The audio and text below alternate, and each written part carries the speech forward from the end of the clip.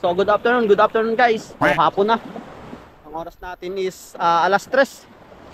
So balik ulit tayo sa karagatan para magpatuloy sa ating mga pangarap. At dito ulit ako magdadive sa malapit lang sa amin. Wala talaga tayong ibang option na mga spot kumbaga. Ang pinupuntahan lang palagi natin is eto. Dalawa kalimitan. Yung iba is hindi ko na mapuntahan. So eto, yung dun sa paboritong spot natin, saka dito yung pwesto ng mga slender unicorn, saka yung dun banda yung gumagamit tayo ng motor, yung nasa barangay Banisi sa Kagakot. Etong tatlong spot kasi na to is eto lang talaga yung maganda palagi ang agos. Yung iba kasi pag dadayo ako dun sa ibang spot is napakalakas. Kaya minsan pag pumunta ako doon, hindi makadive, babalik na lang sa bahay.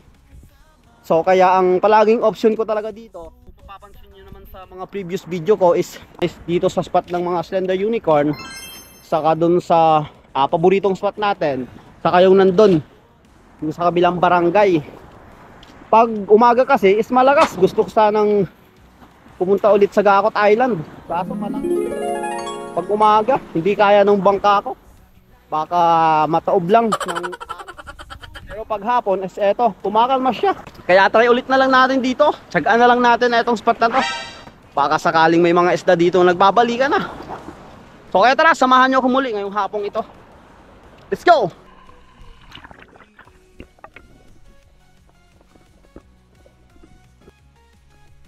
Pagkatapos ko ditong mailod itong goma, chini ko muna kung nakalak itong pana natin. Minsan kasi is nakakalimutan kong i-unlock agad. Nandito na tayo sa tubig. Eto, okay naman. Chini ko na rin itong flapper kung gumagalaw talaga siya. At eto nga't nagbabara. Kaya ginalaw-galaw ko lang to para matanggal yung bara niya at bumalik sa tamang galaw para bumuka agad pag nakatama ng isda. At along the way, dito lang sa mababaw na area, dito sa dalawang bato, sa gilid, may nakita akong isang samaral. Kaya kinuha ko na to. Napakaamo naman.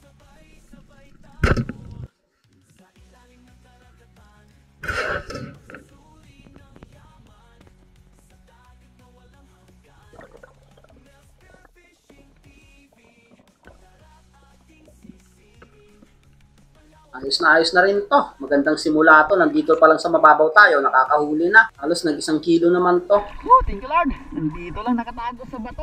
Buti lang nakita ko. Kaya dali-dali akong nag-dive. Dito lang sa mababaw. Parang 1 kilo. Malapad na sa maral. Ayos na rin. Unang isda natin ngayong hapong ito. Sana matagdagan pa. Thank you Lord. Pagkatapos kong malagay sa stringer etong samaral guys, bumalik ako dito sa ilalim. Ambush style naman tayo, waiting sa dadaan na isda. Dito lang din to sa mababaw na area. Habang palalim kasi ako is nag-warm up na ako dito sa mababaw para hindi mabigla yung tenga natin pagdating sa malalim na area na.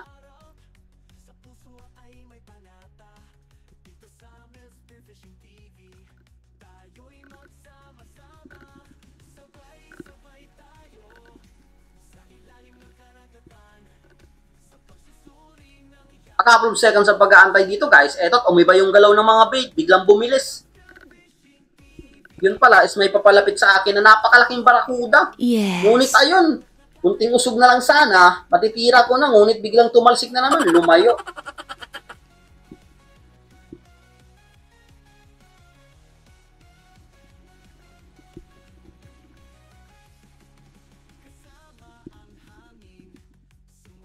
At dito, inantay-antay ko, bumalik naman.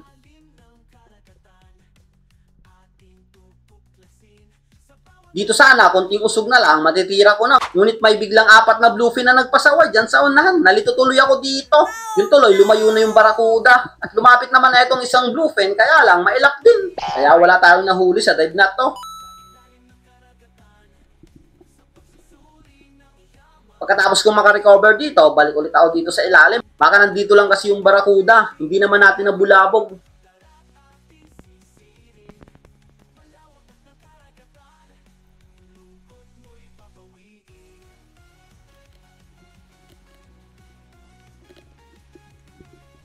Hindi pa nga ako nakakatagal dito. Eto, may 3 batfish na lumapit sa akin. Ngunit hindi ako interesado dito sa isdang ito. Ang inaantay ko kasi is yung barakuda. Sana magpakita.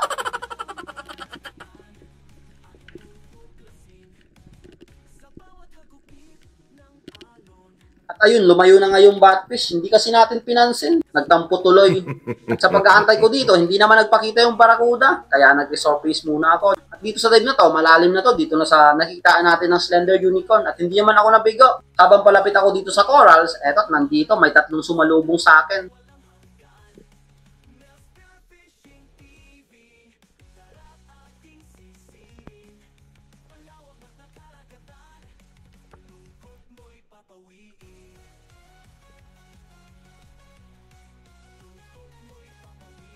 Dahil pag-drop pa lang natin, antay muna tayo ng ibang isda, baka sakaling may magpakitang iba.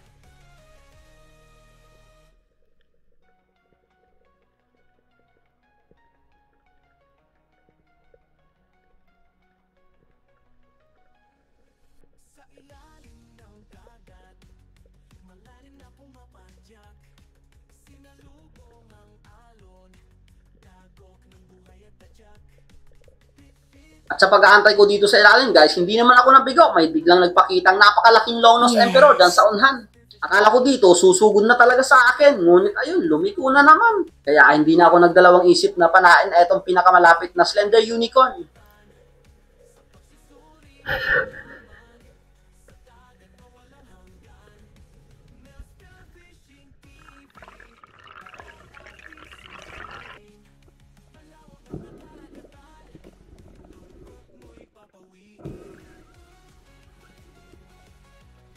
Ito yung naging pangalawang isda natin ngayong hapong dive na ito. Halos nag-1 kilo naman to. Kaya goods na. Aantayin ko pa sana yung long-nose emperor. Kaso, mabibitin na ako pagpataas. Ito na ito. Kumuha tayo ng slender. Thank you Lord. Yung 1 kilo. Makalipas ang 1.5 oras ng pagdadive, guys, hindi na nagpakita yung mga kasama nung nahuli nating slender unicorn. Nawala na sila. Kaya nag-iba ako ng pwesto dito banda sa may buhangin. Nandito kasi yung mga dalagang bukid.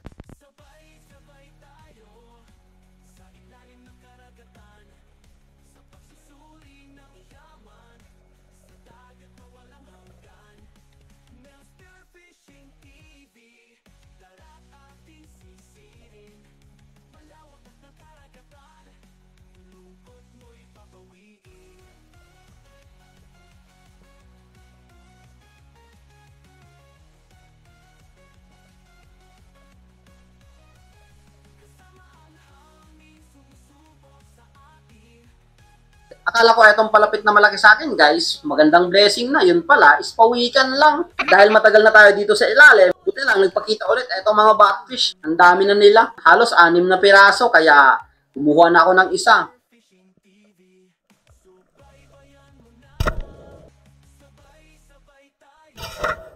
At dahil napakaamo naman, ayun, na-spine shot natin. Tumba. Hindi na talaga nakagalaw.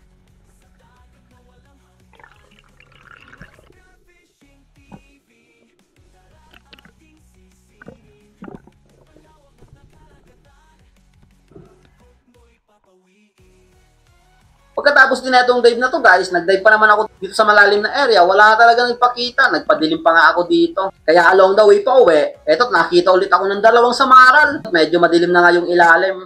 Maamo naman, kaya dinapshot ko ulit ito.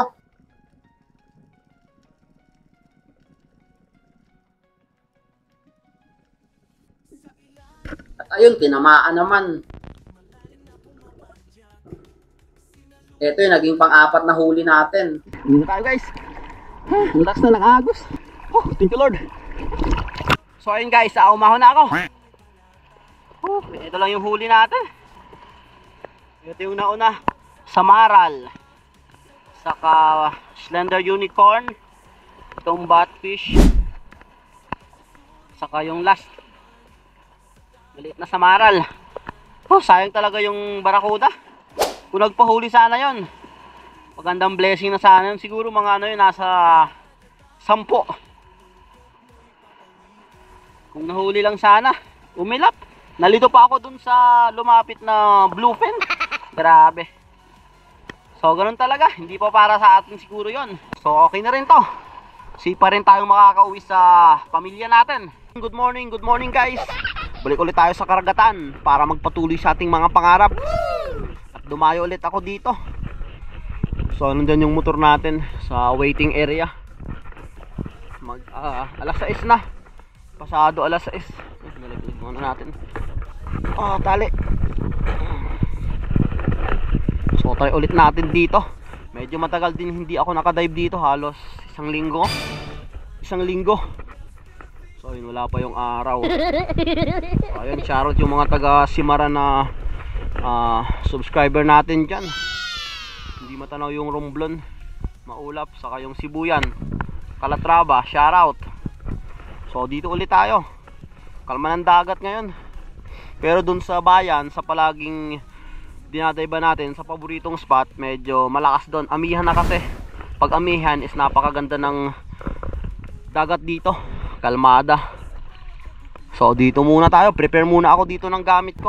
Pagkatapos kong makasuot dito ng mask, diretso na tayo sa spear fishing activities natin. Kaya load muna tayo ng spear gun para along the way makita man tayo ng isda, ready na to spear it. Spear gun loaded, let's go! Eto nga, dito sa mababaw na area, habang pumunta ako sa malalim, nakita ko ng dalawang pusit. Kaso nga lang, ang ilok, malalaki na sana. Masarap sana sa adobo yun. Kaya pagkatapos kong makawarm sa mababaw na area, diretso na ako dito sa spot natin. Nandito na ako sa malalim. Eto na, naging unang dive ko. Hindi naman ako nabigo, maganda yung activities ng mga dalagang buki dito, nakaka-excite. Etong ganito, eto, ang dami. Mukhang may nag-hunt dito or may nakapaligid na malaking dragon. Eto, paiba-ibang galaw nila, may kinakatakutan ito.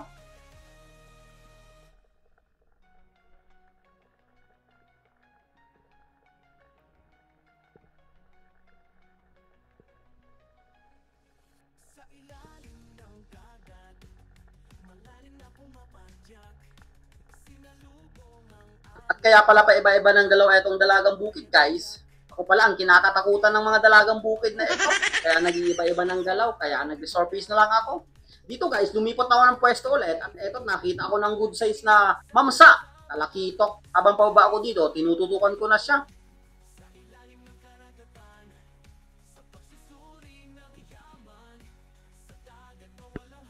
At eto, nakaka-amaze dito. Pagtingin ko ulit sa kanya, eto, napakalapit na pala sa akin.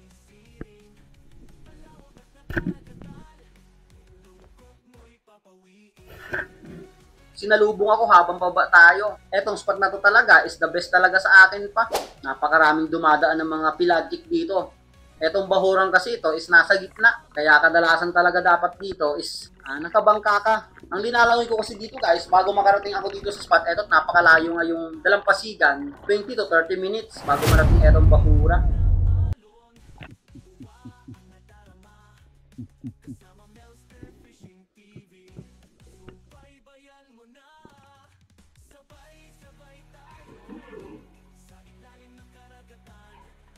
Thank you Lord.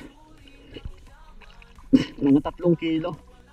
Kaya pagkatapos kong masecure na itong mamsa, bumalik ako dito sa ilalim. Dito lang din ako nagpwesto sa napanaan ko ng mamsa dito sa may buhangin. Yung mga bait kasi, napansin ko, paiba-iba ng galaw. Ang may kinakatakutan na naman.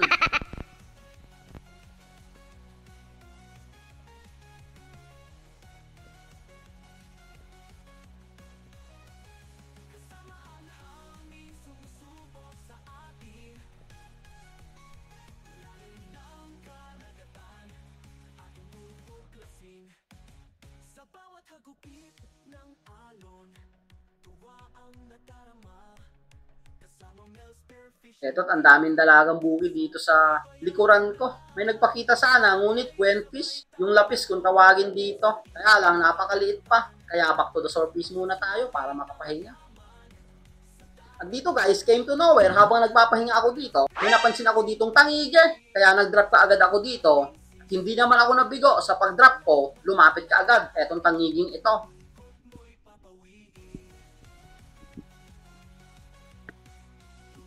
Dito sana, papanain ko na ng ayun. Bigla na namang bumilis yung galaw. Buti na lang, naabutan ko pa. Napakabihira pa naman tayong makakita ng tangige.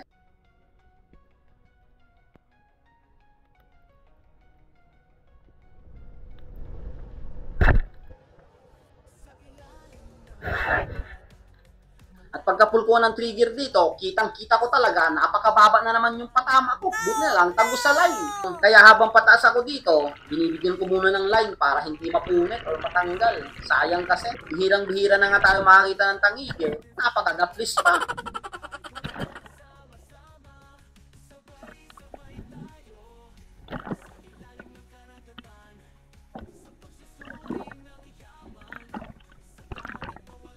Dito talaga, dinadahan-dahan ko talaga. Baka sakaling mapunit. Lumalaban pa kasi, kumukuha ng line. Kaya alalay ng alalay lang ako dito. At ilang minuto ang pag-aalalay dito sa tangig, eto't medyo pagod na. Kitang-kita ko na yung isda, hindi na gumagalaw. At kitang-kita ko na rin yung tama na talagang mapupunit na.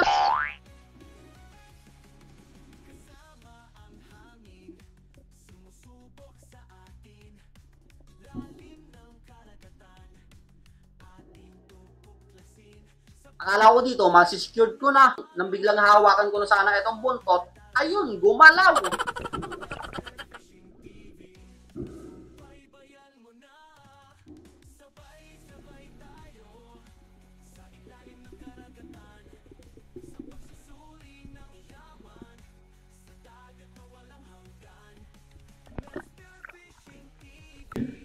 Thank you, Lord. Ay, maupunit na. Ay, nanginginig yung kamay ko.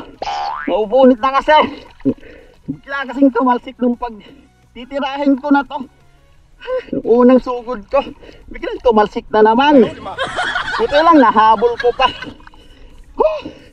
Medyo kakapusin na sana ako ng hininga. Ito yung tama. Kunting-kunti na lang sana talaga. Ay, buta lang matigas yung ano niya. Baba. Okay na rin. Mga 4 na kilo, 5. Uy, thank you, Lord. Ay, blessing pa rin. Nagpapakita na yung mga tagig eh. Ay, muntik na talaga. Grabe talaga. Kinabahan ako doon. Minsan na nga lang tayo makakita ng tangig eh. Ay, daplis pa. Worth it pa rin. Thank you, Lord. Uy. At pagkatapos kong masama-sama sa itong nahuli nating tangigi, guys, eto, pagkatapos kong maglun ng spear gun, may dumana na naman na salmon. 4 na piraso. Ang lalaking salmon ito. Kaya dali-dali na naman ako nag-drop dito.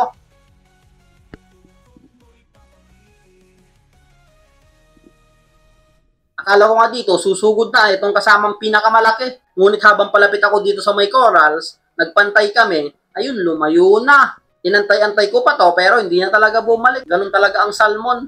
Kaya pagkatapos din itong dive na to, guys, umuwi na rin ako. Pagod na rin. Halos nag 3 hours din yung dive ko dun sa malalim na area. At dito sa mababaw, pauwi na, eto, nakita na naman ako ng batfish.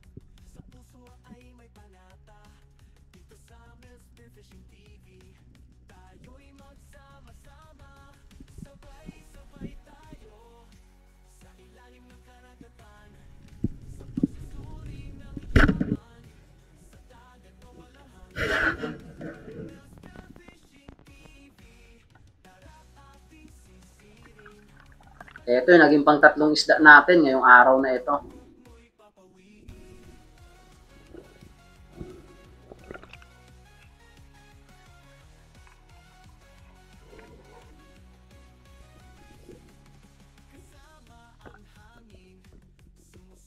Pagkaahon ko dito, guys, nagpahinga lang ako ng konti dito, tapos nagbihes, katapos magbihis ko dito, makaprepare ng gamit, nalagay sa lagayan ko, umuwi na rin ako.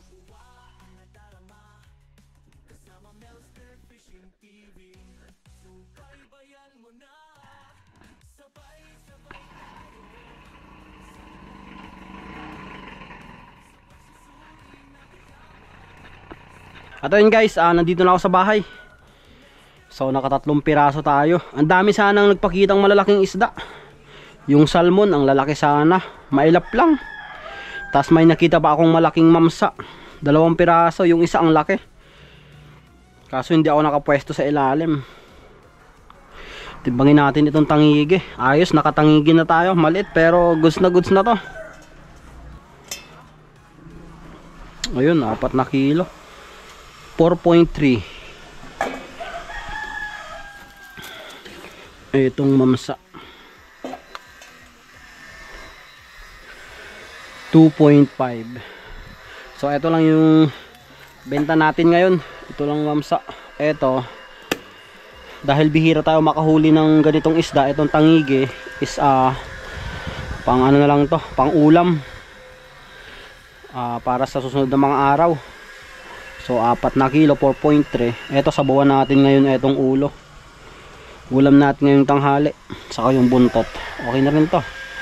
Gawang mag-isa lang naman ako dito. So hatid ko muna tong isda sa bibili.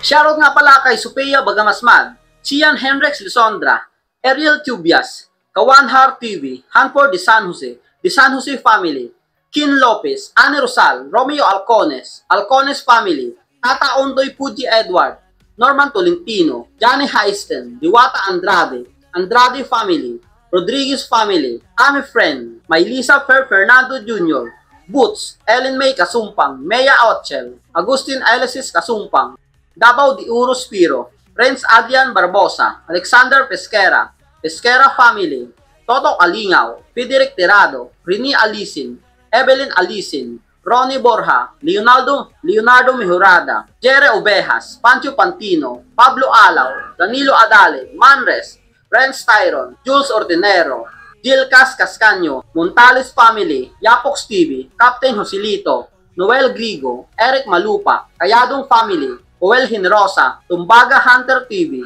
Mangilit Fish Hunter, Nelson Panturos, Jericho Iwikan, Aldrin Encio, Ingala family, Flora family, Roel Suay Bagyo, Juvino Francisco, Bonifacio Arbalate, Rinan Ligas, Eva Lamoresa, Cesar Abling, Milagrosa Dios, Edison Abac, Busar family, Perolino family, Reynaldo Mahilo, Marlon Hamisola, Elvera Miranda, Florante Miranda, Casalong TV, Alan Frolanya, Lugin Gillian, Rafi Bantilan, Payros Jan, Jeffrey Ferolino, Mabahin family, Resty Faboy, Manansala family, Helson Ortuhan, Jefford Binagen, Ray Muto Vlog, Generando Gonzaga, Michael Mejia, Merwin Antonio, Roniel Alo, Felix Lumagdang, Manang Hilaw, Ulito Cuesta, Eman TV, Infinite Outdoor Quest. Maraming salamat po sa inyong lahat. So ayun guys, tapos ka nung ihatid yung mamsa.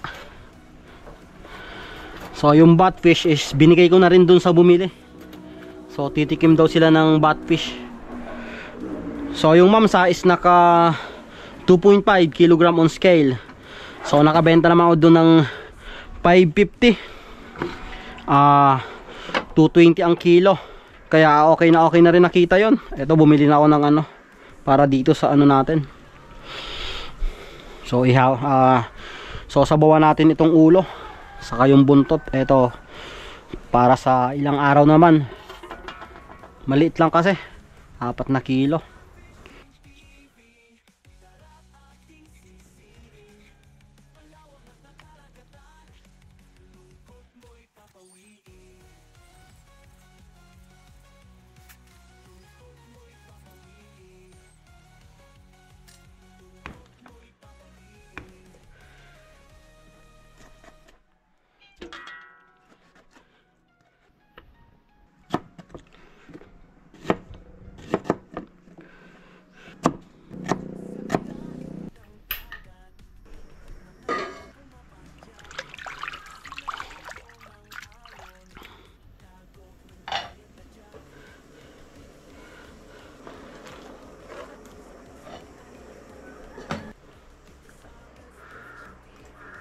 So ayun guys, luto na yung tangigi natin.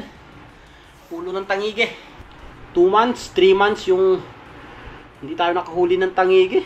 Buti na lang talaga, hindi na punit. Hindi na naman sana ako makakatulog ng 1 taon nito pag napunit itong tangigi kanina.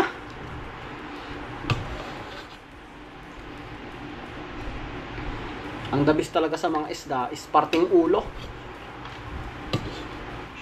Lagyan natin ng kamatis. Parting ulo. Ito ang masarap talaga dito. Ito. Itong tungol, kung tinatawag nila.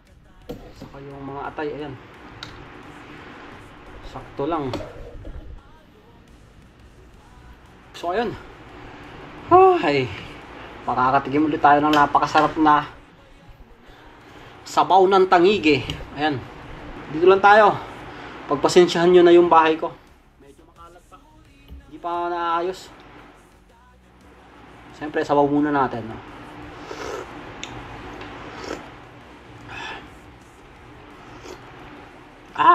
Labis talaga.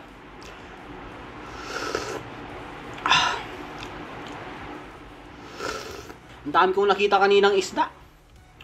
Ang laki pang mamsa, pero mailap. Sinisiran ko, hindi kasi ako nakapwesto sa baba. Sinisiran ko, lumayo na. Mga nasa 20 kilo siguro yun.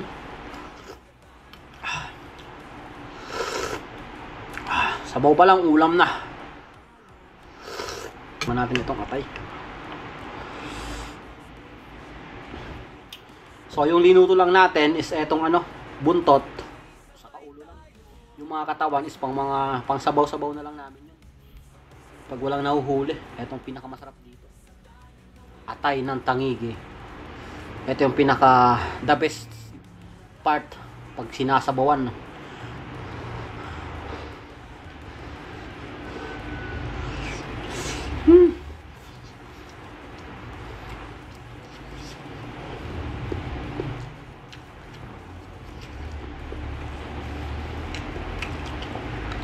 Yummy. Yummy. Yummy kayo. Sabaw.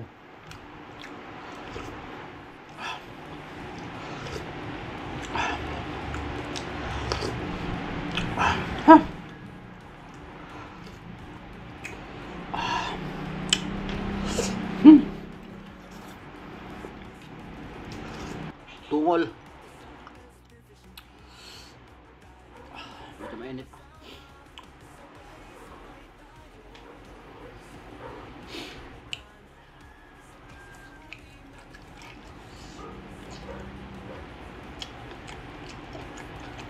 Medyo matigas pa. Lumalaban. Parang goma.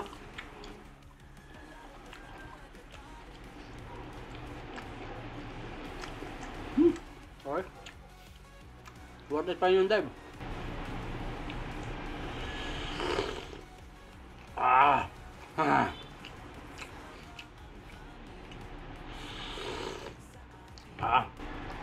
Sakto lang. Sakto lang yung luto. Mapapansin nyo, ang puti talaga ng laman ng tangigi. Kaya kahit anong luto, masarap.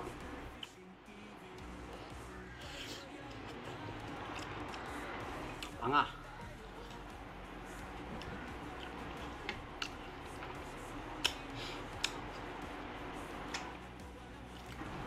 Eto, pisngi.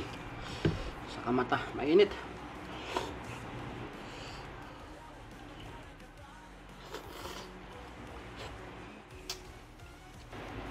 Yung buntot. Sipsipin natin itong buntot. Wait lang.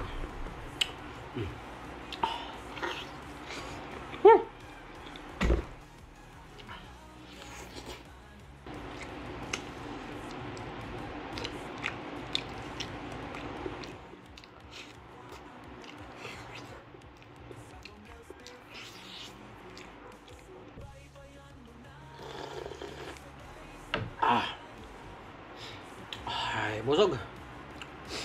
Ay, thank you Lord. Thank you Lord sa napakasarap ng ulam. Hindi ko na maubos. Ayan, may tira pa yung kalahating ulo. Ang nakain ko lang is yung buntot. Tapos yung kalahating ulo. Ang dami na. Mag-isa lang kasi. Ayan, pwede pa yan buong mamaya. Hapunan. Eto, may tira pa nga. Marami pang tira dito. Ayan. Ang dami pang tira. So, pwede pa yan mamaya. So, ayun guys, hanggang dito lang muna yung video natin. Hanggang susunod nating episode. Thank you Lord. Maraming salamat sa inyong lahat sa walang sawang patuloy na sumusuporta sa munting channel ko. God bless you all po. See you on the next episode.